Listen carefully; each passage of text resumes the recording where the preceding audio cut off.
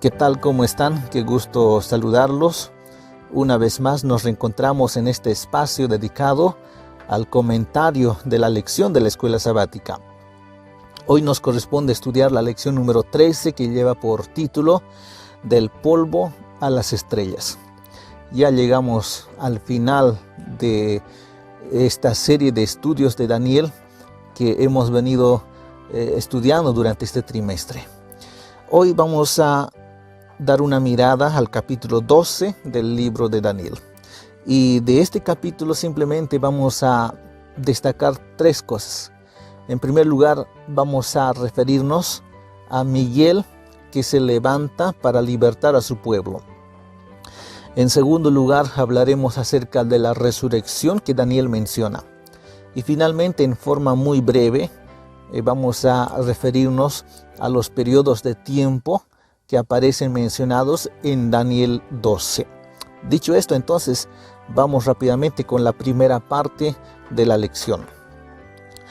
En la lección anterior, en el capítulo 11 de Daniel, versículos 40 al 45, terminamos hablando acerca de eventos finales, donde el rey del norte es atacado por el rey del sur.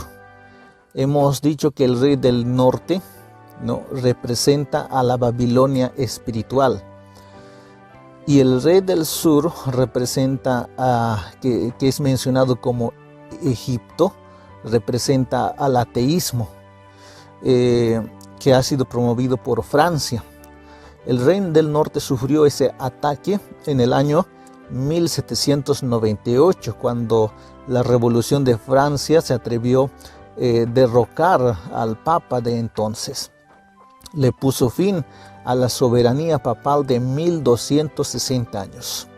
Pero luego la profecía nos dice que el rey del norte se levanta e inunda la tierra e incluso pone la mirada a la tierra gloriosa, que es Jerusalén, que representa al pueblo de Dios. Sin embargo, también nos dice que hubo pueblos que no cayeron en manos del rey del norte. Se menciona, por ejemplo, a Edom, Moab y los hijos de Amón. Dijimos que estos representan a aquellos sinceros de las diferentes denominaciones, diferentes religiones, que no se van a dejar engañar por Babilonia, que se van a unir al pueblo de Dios. Finalmente, pues, la profecía decía que Babilonia llegará a su final. Y justamente Babilonia llegará a su final cuando Miguel se levante. Y eso es lo que vamos a estudiar a continuación. En el versículo 1 de Daniel 12 dice de esta manera. Daniel 12:1. En aquel tiempo se levantará Miguel, el gran príncipe que está de parte de los hijos de tu pueblo. Hemos dicho que Daniel 11 termina hablando de eventos finales que en realidad van desde el año 1798 hasta la venida de Cristo. Y aquí nos dice que en el tiempo final Miguel se levanta para libertar a su pueblo. ¿Qué significa esto de levantarse? Para no redundar mucho, para no ir mucho en detalles, ya habíamos indicado que Miguel representa o es un nombre que se refiere al mismo Jesús. Y aquí Miguel se levanta. Saben, queridos hermanos, queridos amigos, este levantarse de Miguel se refiere en realidad al fin del ministerio de intercesión de Jesús. Se levanta para libertar a su pueblo y para gobernar como rey. Recuerde que al estudiar el capítulo 11, cuando hablábamos de los reyes, del rey de Persia, el ángel Gabriel le dice a Daniel, aún habrá 3 reyes que se levantarán. Ese de levantarse significa pues empezar a gobernar. Y en la actualidad Jesús está desempeñando el papel de sumo sacerdote en el santuario celestial. Pero antes de que Jesús regrese a esta tierra por segunda vez, Él se despojará de sus vestiduras sumos sacerdotales, y cuando Él regrese, según Apocalipsis 19, Él ya no viene como sumo sacerdote, Él viene como Rey de Reyes y Señor de Señores. Por lo tanto, el hecho de que Miguel se levante significa que Jesús se levanta para empezar a ser rey, empezar a gobernar. En Apocalipsis 8, versículo 3 al 5, nos da algunos detalles también acerca de ese momento solemne que va a acontecer allá en el santuario celestial. Apocalipsis capítulo 8, versículo 3 al 5. Les voy a leer este pasaje. Dice de esta manera. Apocalipsis capítulo 8, versículo 3 al 5. Otro ángel vino entonces y se paró ante el altar con un incensario de oro, y se le dio mucho incienso para añadirlo a las oraciones de todos los santos sobre el altar de oro que estaba delante del trono. El humo de su incienso con las oraciones de los santos subió de la mano del ángel a la presencia de Dios. Y el ángel tomó el incensario, lo llenó de fuego del altar y lo arrojó a la tierra, y hubo truenos, voces, relámpagos y un terremoto. Aquí en realidad nos está describiendo el momento en el que termina el ministerio de intercesión de Jesús. Jesús deja caer el incensario, es decir, deja de ser nuestro intercesor en el santuario celestial. Este es el momento en el cual ya de aquí para adelante ya no hay más intercesión en el cielo, ya no hay más salvación. El tiempo de gracia llegó a su final. Entonces, cuando dice aquí que Miguel se levanta, se está refiriendo a ese momento en el que el fin del tiempo de gracia llega en la historia de la humanidad. Bien, vamos a seguir viendo algunos detalles. Ahora, luego de eso nos dice Daniel 12:1, en aquel tiempo se levantará Miguel, el gran príncipe que está de parte de los hijos de tu pueblo.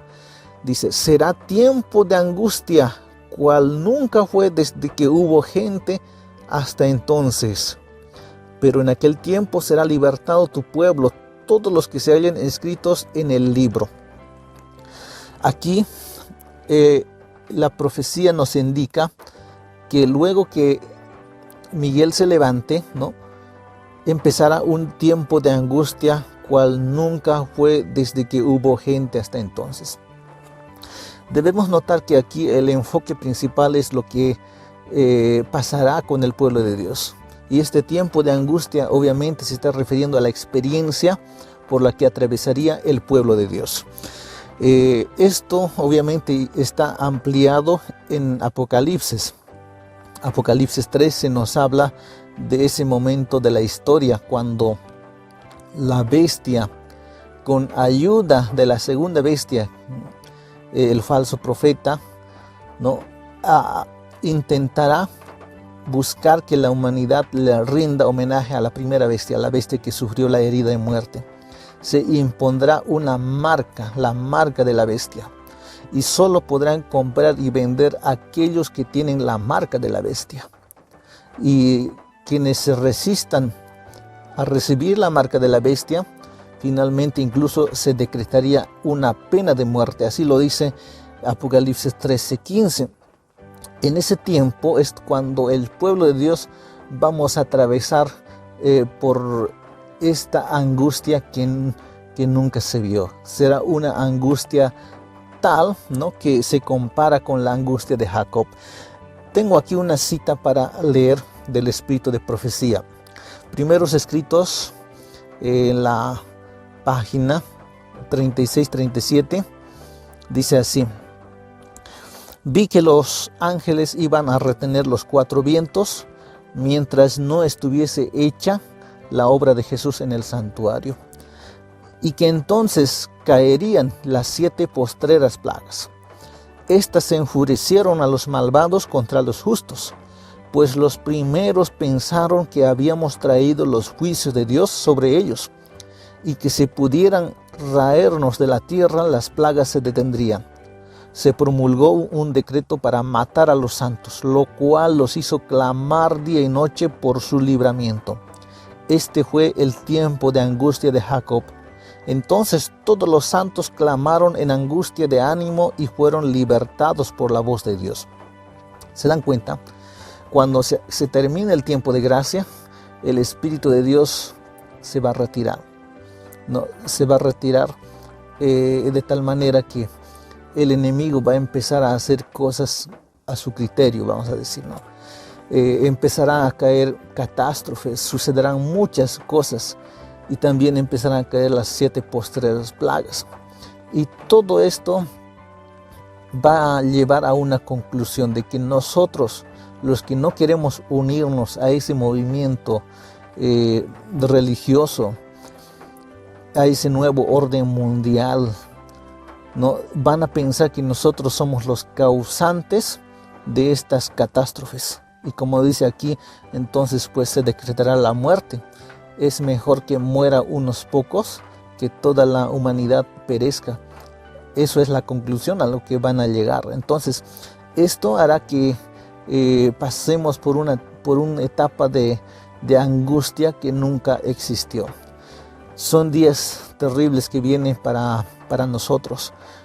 Apocalipsis nos dice, ¿no?, que el enemigo desatará toda su furia en los tiempos finales. Pero lo lindo de esta profecía es que tenemos la promesa de que Miguel se levantará para libertar a su pueblo. Tengo muchas citas para compartir, pero el factor del tiempo no nos permite. Habrá una fecha, el día y la hora, para que entre en vigencia el decreto de muerte. Y va a ser a medianoche. Y es cuando ya los enemigos están a punto de lanzarse sobre nosotros, es cuando Miguel se va a levantar, ¿no? La naturaleza se va a convulsionar, el mundo quedará paralizado y ahí es donde se escuchará la voz de Jesús, ¿no? Confirmando el pacto con su pueblo. Y gracias a esa intervención divina, el pueblo de Dios no va a perecer en manos de los enemigos. Claro, habrá gente, dice, que se va a adelantar para querer matar a los hijos de Dios, pero santos ángeles protegerán esas espadas que quieran ser clavadas en los santos, se quebrarán como paja. Algunas veces como soldado los ángeles se van a interponer. Tenemos la promesa de la protección divina, no estaremos abandonados. Claro, aparentemente pareciera que el mundo nos dará las espaldas, porque todas las leyes que nos protegen nos serán quitados, nuestros derechos nos serán quitados. En ese tiempo vamos a aprender a depender exclusivamente de Dios, ¿no? Y así como Jacob oró aquella noche para que Dios lo bendiga, no lo desampare, nos hará clamar de igual manera esta prueba por la que vamos a atravesar. Bueno, eso entonces es la primera parte de la lección. Vienen días terribles, días de prueba, días de aflicción, pero la promesa es que en ese tiempo, cuando el rey del norte, Babilonia, esté queriendo aniquilarnos, cuando todo el mundo se haya levantado contra nosotros, porque ahí en Apocalipsis 17 dice, pelearán contra el Cordero, ¿no? Y el Cordero los vencerá. ¿En qué sentido van a pelear las naciones contra el Cordero? No directamente contra Jesús, van a pelear contra el Cordero en la persona de su pueblo. ¿Se acuerdan de Jesús y Saulo? Cuando Jesús le dice, Saulo, Saulo, ¿por qué me persigues? ¿A quién en realidad estaba persiguiendo Saulo? Saulo estaba persiguiendo a cristianos, a la iglesia, pero al hacer eso estaba persiguiendo a Jesús. De igual manera, en los tiempos finales, el mundo se va a levantar para perseguirnos, para querer aniquilarnos, pero la promesa dice que Miguel se levantará para libertarnos.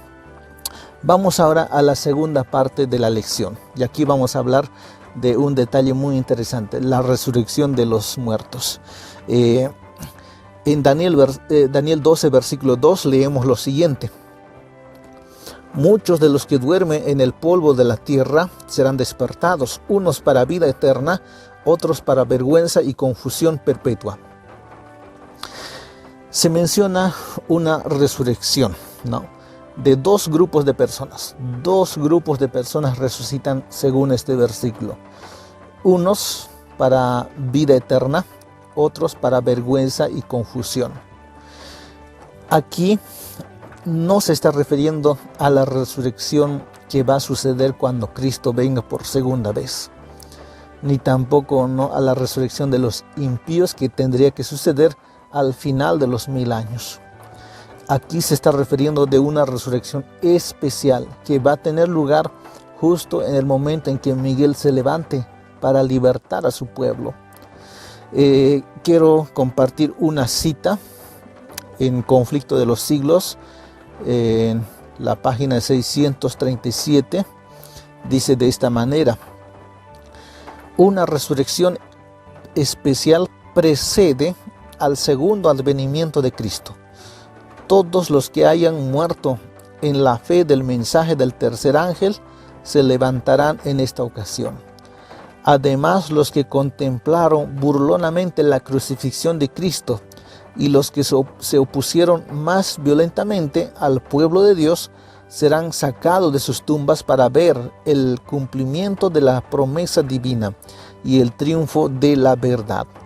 ¿Te das cuenta? Habrá una resurrección especial antes de la segunda venida de Cristo. Todos los que murieron, dice, en el mensaje del tercer ángel, ellos se levantarán. Pero junto a ellos, ¿no?, estos que murieron en el mensaje del tercer ángel se levantan para vida eterna.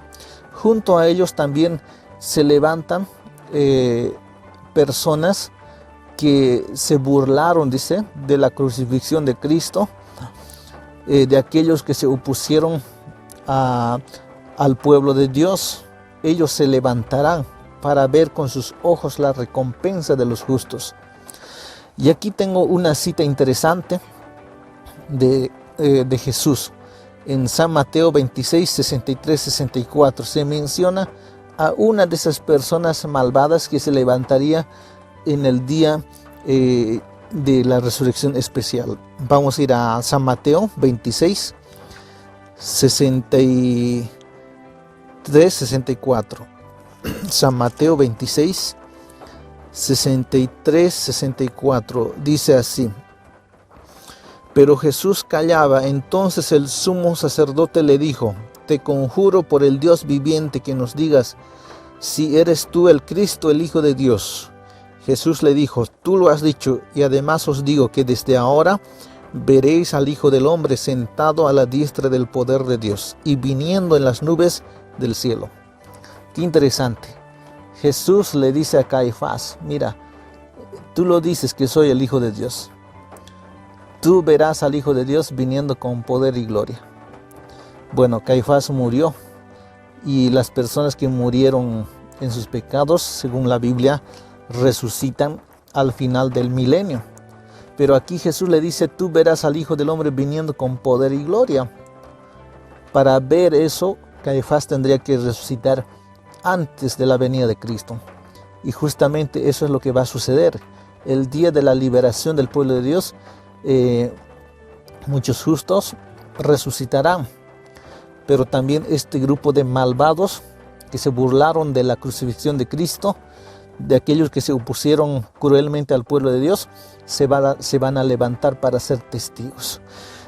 Quiero también compartir otra cita en Conflicto de los Siglos, en el capítulo 41, dice así: todos los que murieron en la fe del mensaje del tercer ángel salen glorificados de la tumba para oír el pacto de paz que Dios hace con los que guardaron su ley, los que le traspasaron, los que se mofaron y se rieron de la agonía de Cristo, y los enemigos más acérrimos de su verdad y de su pueblo son resucitados para mirarle en su gloria y para ver el honor con que serán recompensados los fieles y obedientes. Qué interesante, ¿no? Finalmente, pues, ellos se convencerán con sus propios ojos. Por eso en Apocalipsis 1:7 dice, no, todo ojo lo verá. Ellos se convencerán con sus ojos que realmente estaban siendo usados por el enemigo. Ellos pensaban que estaban haciendo lo correcto, lo cierto, pero no. pero aquel día se convencerán. Bueno, entonces la resurrección que se menciona aquí en Daniel 12:2 es una resurrección especial. No es la resurrección general de los justos cuando Cristo venga, ni la resurrección de los impíos que sucederá al final del milenio. Vamos ahora a terminar nuestro estudio hablando de la profecía de tiempos que se menciona aquí en Daniel. Daniel capítulo 12 versículo 7. Volvemos a Daniel capítulo 12 versículo 7.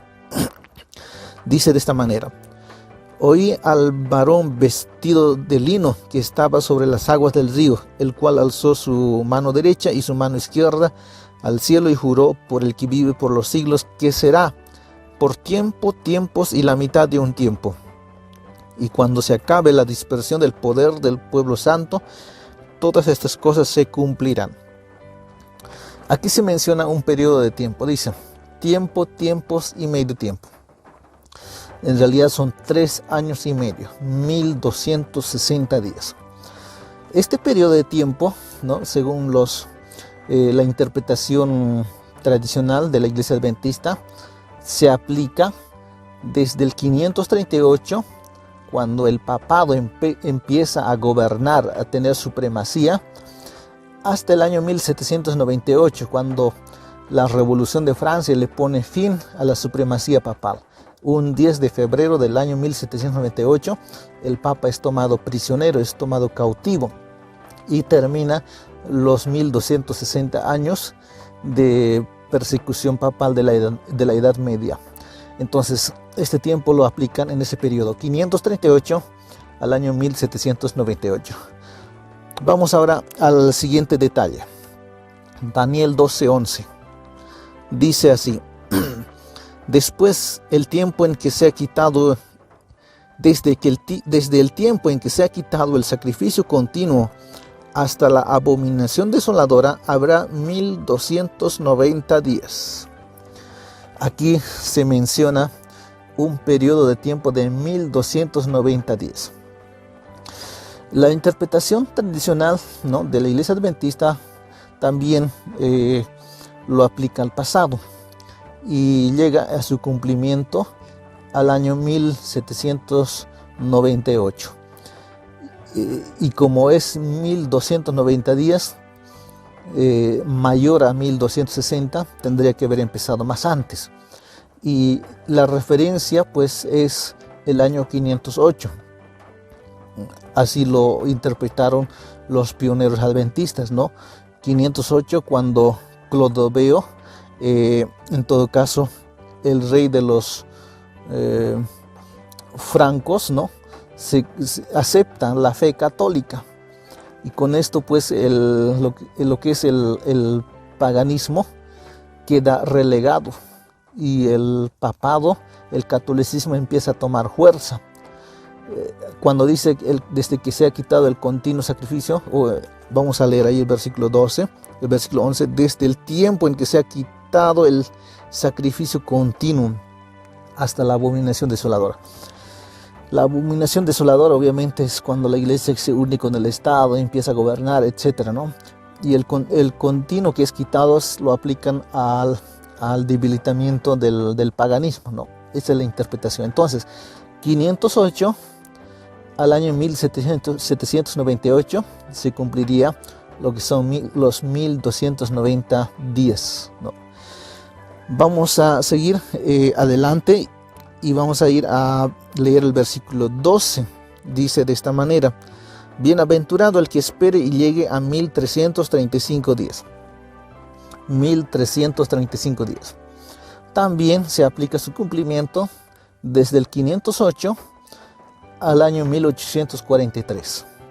508 empieza entonces los 1290 días, los 1335 días, y llega a los 1335 días hasta el año 1843. Año en el que surgió el movimiento millerita, que predicaba la segunda venida de Cristo, del 22 de octubre de 1844. Entonces, esa es la aplicación, es la interpretación que sostiene la interpretación popular, tradicional, en la iglesia adventista del séptimo día. Sin embargo, amigos, la iglesia adventista no tiene una interpretación dogmática en cuanto a profecías. No podemos decir esta es la única interpretación y aparte de esto no existe otra. Aquí hay un detalle interesante que debemos tomar en cuenta. Daniel 12 se está refiriendo exclusivamente a eventos finales que suceden desde 1798 hasta la venida de Cristo. Exclusivamente se refiere a ese periodo, como hemos visto. Por lo tanto, estos periodos de tiempo también podrían tener aplicación en ese tiempo. Podrían tener aplicación en el tiempo final. Esto es uno de los pasajes quizás aún no claros, ¿no? Que esperamos que Dios nos revele mayor luz para poder entender. En el versículo 12 dice: bienaventurado el que espere y llegue a 1335 días. Bienaventurado el que espere y llegue a 1335 días. Está hablando en forma individual, personal. Dichoso el que llegue a 1335 días. No está hablando en forma colectiva, está hablando en forma personal, individual y literal. Ahora, si fueran 1335 años, ¿qué persona vive 1335 años? No. Aquí tendría que ser literal. No, entonces, podríamos ver una posibilidad de que estos periodos de tiempo se van a cumplir aún en el futuro. No quiero entrar en detalle, tengo muchas citas que hacen referencia a que en el tiempo futuro va a haber un cumplimiento de las profecías que hemos estudiado. El papado va a ejercer autoridad. En Apocalipsis 13 se nos mencionan con más detalles, ¿no?, que el papado ejercerá en el tiempo final luego de su sanamiento de la herida mortal. Y existe una segunda interpretación, ¿no?, profética de estos periodos que lo aplica al tiempo final. En algún momento vamos a, quizás con esas citas, referirnos a estos detalles. Pero por el momento lo dejamos allí. El asunto es que algunos dicen, no, es que eso es lo que siempre la iglesia ha enseñado, que nuestros pioneros enseñaron. Pero debemos tomar en cuenta que nuestros pioneros, ¿no?, los pioneros adventistas, para ellos el fin del mundo llegaba en 1844, el 22 de octubre. Primeramente en 1843, ¿no? Eso era el cómputo que hicieron, que a partir de eso no había más tiempo, ya el fin del mundo llegaba, Cristo venía en ese año. Por lo tanto, los pioneros adventistas lo aplicaron el cumplimiento de las profecías hasta ese periodo y no tomaron en cuenta que en 1844 lo que iba a pasar era la purificación del santuario, iba a empezar, no era el fin del mundo. Entonces, estas interpretaciones, libros que se escribieron al respecto de profecías de Daniel, quedaron tal cual está, y hoy la iglesia aún se basa en eso, ¿no? Entonces, hay detalles que nosotros tenemos que tomar en cuenta y no simplemente dar por sentado que esta es la interpretación.